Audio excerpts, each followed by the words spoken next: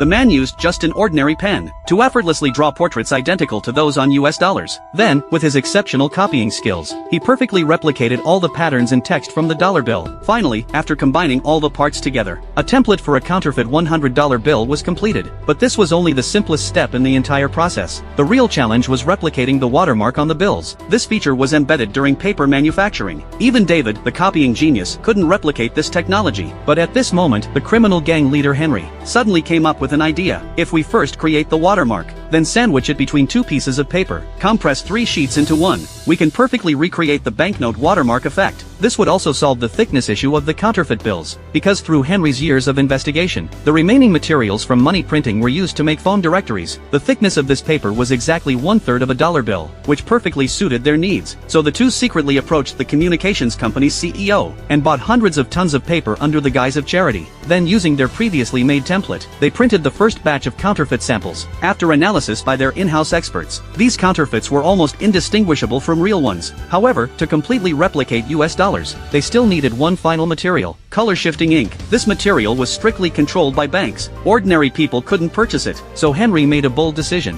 He first parked a tractor in the middle of the road, forcing the ink transport convoy to stop. Then he used himself as bait, engaging in direct fire with the security guards. Meanwhile, the snipers lying in ambush were in position, and quickly took down all guards from the side. The counterfeit gang successfully seized the color-shifting ink, to leave no evidence behind. Henry specifically planted a bomb on the transport vehicle before leaving. With a huge explosion, the entire convoy was instantly engulfed in flames. Back at their base, all printing machines began running day and night printing counterfeit money. Before long, they finally produced counterfeits that looked even more genuine than real bills. But David couldn't feel happy about it, because they would eventually run out of ink. He realized they needed to find a solution quickly. So while David flew around the world with Henry, trading counterfeit money, he continuously experimented with various ink color combinations, until during one transaction with a gang, David was surprised to discover that on the gang leader's car was color-shifting paint very similar to that used on US dollars.